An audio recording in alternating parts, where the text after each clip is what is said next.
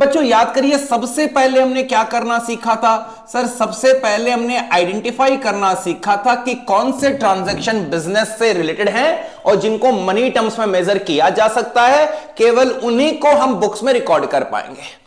हमने transaction identify करने के बाद ट्रांजैक्शन को रिकॉर्ड किया था। कहां पे रिकॉर्ड किया था? सर हमने जर्नल्स में रिकॉर्ड किया था और पैरेलली हमने बनाई थी subsidiary books. These two were known as primary books of accounts.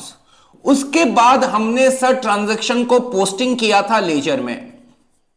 Laser में हमने ट्रांजैक्शन को पोस्टिंग किया था और सारे लेजर बैलेंस के समरी से हमने बनाया था ट्रायल बैलेंस।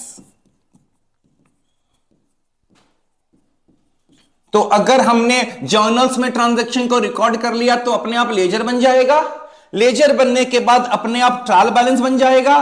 एक बार ट्रायल बैलेंस बन जाता है, अब ट्रायल बैलेंस से हम बनाते हैं final accounts which are also known as financial statement of a sole proprietor. बच्चों जब हम फाइनल अकाउंट्स बनाते हैं, हमारा फाइनल अकाउंट्स बेसिकली दो पार्ट में बनता है। आइए समझते हैं वो दो पार्ट क्या होते हैं। एक पार्ट हमारा होता है statement of performance, statement of performance या फिर इसको बोलते हैं स्टेटमेंट ऑफ प्रॉफिट, और एक हमारा होता है पोजीशन स्टेटमेंट। कौन सी पोजीशन की बात कर रहे हैं? डेफिनेटली फाइनेंशियल पोजीशन की बात कर रहे हैं, क्योंकि हम फाइनेंशियल अकाउंटिंग में हैं। तो फाइनल अकाउंट्स दो पार्ट में बनता है, एक होता है पोजीशन स्टेटमेंट, एक होता है परफॉर्मेंस या प्रॉफिट स्टेटमेंट। सोल प्रोप्राइटर के केस में ये जो परफॉर्मेंस या प्रॉफिट स्टेटमेंट होता है, ये दो पार्ट में डिवाइडेड होता है। एक हमारा बनता है ट्रेडिंग अकाउंट